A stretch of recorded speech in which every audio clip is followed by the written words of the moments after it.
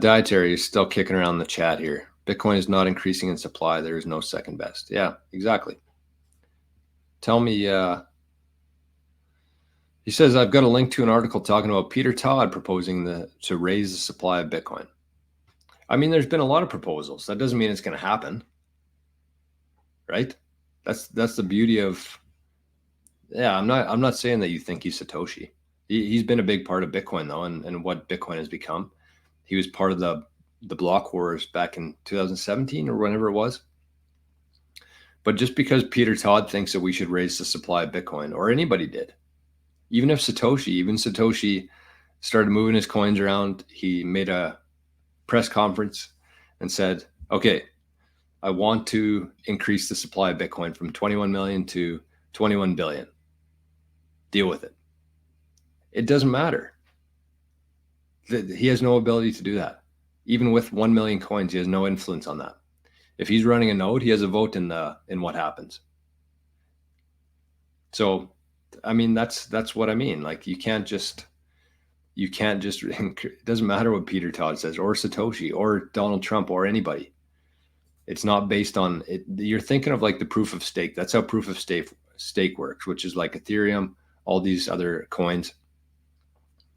Proof of stake means like if you had half the coins, you could decide how things go. That's exactly what happens with Ethereum. There's a small group of those reptiles that own Ethereum, and they decide the roadmap of Ethereum. If they want to increase the supply, they vote on it, and they do. It's based on their ownership of Ethereum. With Bitcoin, it's based on who's running nodes. That's who decides. And if you want to fork it, and if you want to download a new version of the blockchain, then you do that. And if there's the majority of people do that, then yes, Bitcoin could change, could increase the supply, could change the algorithm. But unless you have a really good reason for that, it's not going to happen. Thank you for the response. No problem. I think it's important. I mean, I very much welcome stuff like that, as long as you're doing it in like a respectful way and not, like the guy we had in here last week. Bingo. Timber Crasher. In order to have a vote not to raise the supply of Bitcoin, you have to run a node. The node is your vote. So Peter Todd, Satoshi, if they're running a node, then they can vote for the new fork of Bitcoin that has 21 billion. But that doesn't mean it's going to happen. They'll just be running they'll just get the new copy of the blockchain, which nobody else will give a shit about. The longest chain wins. And that's what's happened here. That's what the block size war was. They forked it.